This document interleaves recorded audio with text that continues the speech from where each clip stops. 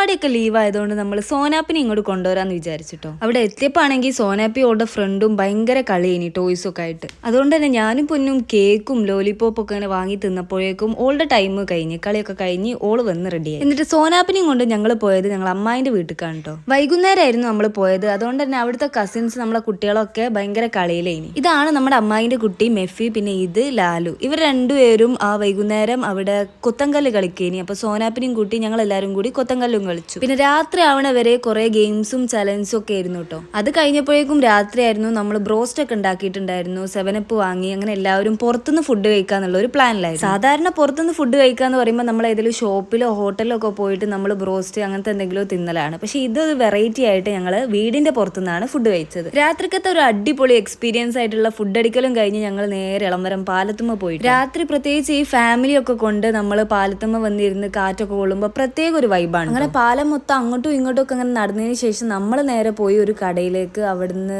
Soda കുടിച്ചു, തിരമാല, അങ്ങനത്തെ എന്തൊക്കെയോ പേരൊക്കെ പറഞ്ഞ് നമ്മൾ കുറെ സാധനങ്ങളൊക്കെ കുടിച്ചിട്ടുണ്ടായിരുന്നു. പിന്നെ കുട്ടികൾക്ക് മസ്റ്റ് ആയിട്ടുള്ള ഈ ഒരു പാനിപൂരിയും കഴിച്ച് ഞങ്ങൾ നേരെ വീട്ടിലോട്ടും പോയി.